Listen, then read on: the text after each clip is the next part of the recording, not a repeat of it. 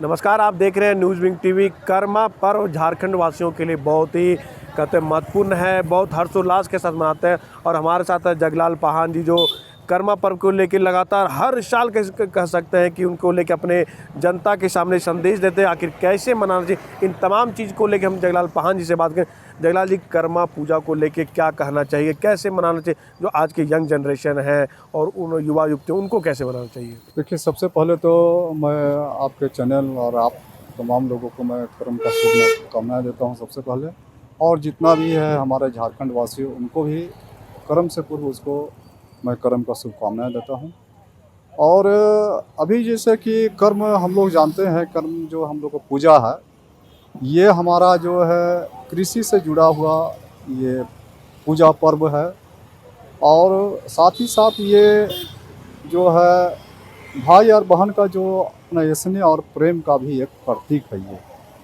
मैं अपने जो तमाम झारखंडियों का, ये मूलवासियों जो कर्म को जो मानते हैं, कर्म पूजा जो लोग करते हैं, उनसे मेरा यही एक अनुरोध होगा, आग्रह होगा कि कर्म पूजा जो है उसको जो अपना पारंपरिक जो रीति रिवाज है, अपने पूर्वजों के द्वारा जो बताया हुआ विधि विधान से लोग कर्म पूजा को मनाए, उस विधि विधान के साथ में पूजा पाठ करें।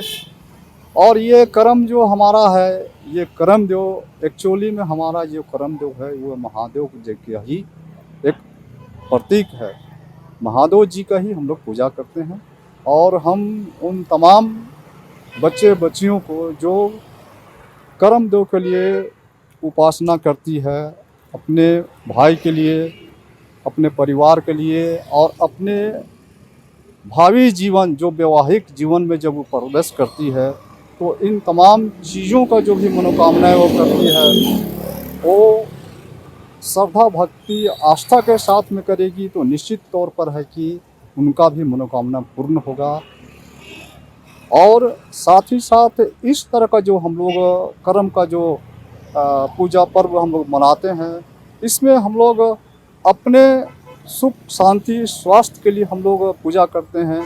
साथ ही साथ हम लोग जो हैं तमाम जो हम लोग ग्रामवासी हैं, हम लोग का जो आपस में मिलते हैं, एक भाईचारगी का भी ये एक हम लोग का कर्म पूजा का पर्व त्यौहार है, जिससे हम लोग एक दूसरे से मिलते जुलते हैं, अपनापन महसूस करते हैं, एक प्यार बांटते हैं आपस में। और साथ ही साथ हम लोग पूजा पश्चात हम लोग जो नृत्य संगीत करते हैं, मिलजुल के खुशी मनाते हैं।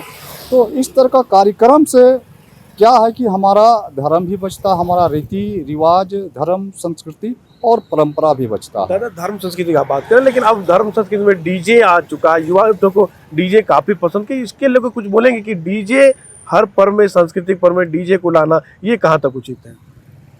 अभी ऐसा आधुनिक युग आ गया है कि हमारे जो बच्चे लोग हैं, बच्चियाँ लोग हैं, डीजे पर ज़्यादा थिरक रही हैं। हमारा जो सांस्कृतिक था, बॉर्डर पे क्यों नहीं थे कि बच्चे हमारा जो पहले का जो सांस्कृतिक नृत्य संगीत होता था, तो उसमें अखड़ा हमारा जीवित था।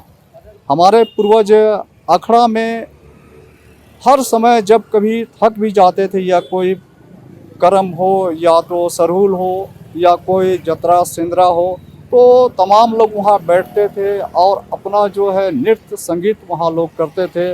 और उसी नृत्य संगीत में इतना मग्न होते थे, इतना अंदर से लोग खुशी होते थे, हो जाते थे कि अपना जो भी दुख तकलीफ है भूल जाते थे, अपना थकान को भी दूर कर जाते हैं। अभी मैं उन तमाम नवयुवकों को और नवयुवतियों से मेरा यही माने कि हम उनको संदेश देते हैं कि अपना जो परंपरागत जो वाद्य यंत्र और अपना नृत्य संगीत है, उस पर लोग आए और उसी पर नृत्य और संगीत करें, ताकि हमारा जो संस्कृति है वो बचे। साथ ही साथ ज़रूरत है आज हम लोगों को कि हम लोग का जो भी अखड़ा जो है अभी जो मृत प्राय हो गया, उसको पुनर्जीवित करने का भी ज़रूरत है। दादा, युवा युवती आजकल नशा पान ज़्यादा करने लगे हैं। इस पर्व के माहौल पे युवा तो अलग है, युवक युवतियों, इसको दूर कैसे रखें कि नशा पान नहीं करें, इसके लिए क्या संदेश देना चाहेंगे? देखिए, हमारा जो जनजाति समाज में जो नशा तो नहीं, लेकिन हम कह सकते हैं उसको हम तपावन कह सकते हैं, उसको हड़िया कह सकते हैं, उसको हम महुआ का दारू कह सकते हैं। तो इन तमाम चीज़ों का सेवन हमारे पूर्व में भी हमारे पूर्वज करते थे। हम लोग पीने के लिए कोई मना नहीं है, लेकिन हमारे पूर्वज जब पीते थे, जब थक जाते थे हमारे पूर्वज, कृषि में कार्य करने के बाद लौटते थे तो अपना जो थकान दूर करने के लिए एक दवा के रूप में उसको पीते थे और पुनः जो है आराम से सोने के बाद में पुनः सुबह को तरोताजगी के साथ उठते थे और वो अपना कृषि काम में जुटते थे। ये एक ऊर्जा पैदा करने वाला ये हम लोग का ये टॉनिक था, दवा था, इस रूप में लेते। लेकिन अभी का जो नवयुवक है, ये जो हड़िया महुआ का दारू या अभी बियर हो गया या अन्य विदेशी जो है शराब वगैरह है, उसका लोग सेवन कर रहे हैं। अभी बहुत ज़्यादा हमारे नवयुवक लोग जो हो गए हैं, तो उनसे भी हम ये कहना चाहेंगे कि कोई भी चीज़ खाने पीने का एक समय होता है। यदि आप कहीं कार्य कर रहे हैं और कार्य करके आते हैं तो आप अच्छा से सो सके, इसके वास्ते एक दवा के रूप में उसको आप ले, वो मात्र रात्रि को कभी दिन को न पिए और घर में लेने के बाद आप आराम करें, ताकि कि अगला दिन आप स्वस्थ रहे, तरोताजगी रहे, पुनः अपना कार्य अच्छा ढंग से कर सके। अंतिम सवाल है कि राज्य की जनताओं को क्या संदेश दे देंगे कर्मा पूजा को लेकर? राज्य का जनता से मेरा यही होगा, सबसे पहले तो झारखंडियों को मैं कहूँगा कि जो कर्म पूजा पर्व जो हमारा प्रकृति से जुड़ा हुआ है, प्राकृतिक पूजा पर्व जो कर्म है, तो उसको हम लोग पहले तो हम ये कहना चाहेंगे कि जो हमारा चलते जो हमारा जो प्राचीन काल से जो चली आ रही है, जो हमारा कर्म का पूजा पद्धति, हमारा जो रूढ़िवादी प्रथा हमारे पूर्वज ने जैसे हमको बताए हैं, परंपरागत ढंग से हम लोग कर्म का पूजा करें और साथ ही साथ हम लोग आपसी, चाहे वो आदिवासी हो, मूलवासी हो या गैर आदिवासी हो, सबों को मिलजुल के भाईचारगी के साथ में हम लोग कर्म मनाए, आपसी प्रेम बांटे, भाईचारगी बनाए रखे और इसको एक खुशी का त्यौहार हम लोग मनाएं, न कि इसको किसी तरह का कोई गलत ढंग से हम लोग मनाएं, बढ़िया से हम लोग मनाएं। हमारा जो पर्व त्यौहार है, इन तमाम चीज़ों में प्रशासक का या प्रशासन का पूर्ण रूप से सहयोग मिलता रहा है। हमको ही नहीं, हर क्षेत्र में प्रशासक और प्रशासन का सहयोग मिला है, हम उसका आभारी हैं और आगे भी हम आशा करते हैं कि वो हमारे हर समस्या में अपना जो समस्या उसका समाधान करे, हर ज़रूरत को पूरा करे जहाँ तक उनका कार्य क्षेत्र में पड़ता है, और हम लोग को आशा भी है कि भविष्य में भी लोग करेंगे।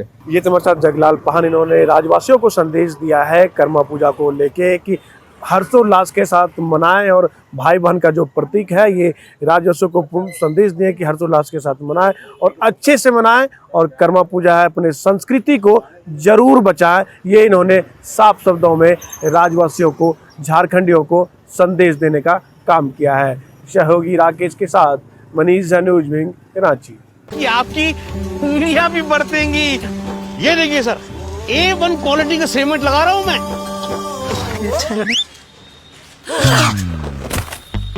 मजबूती का सारा ठेका हम ही लिए हैं का? अरे बॉडी विदाउट स्ट्रॉन्ग बोन किस काम का? देखिए, मजबूत घर चाहिए तो अच्छे सीमेंट के साथ अच्छा सरिया भी लगाइए, तभी तो ऐसा घर बनेगा जो पीढ़ियां बरते। तो कौन सा TMT लगाएं? अरे एक ही तो है, भारत का सबसे भरोसेमंद Saluja gold TMT bars. Extra strong, higher earthquake resistance, flexible, better bonding with cement और सालों का भरोसा। निर्माण में मजबूती चाहिए तो अच्छे सीमेंट के साथ लगाइए सिर्फ सलूजा गोल्ड TMT। अब सही पकड़े हो कॉन्ट्रैक्टर बाबू। सलूजा गोल्ड TMT बार, मजबूती सब कुछ है।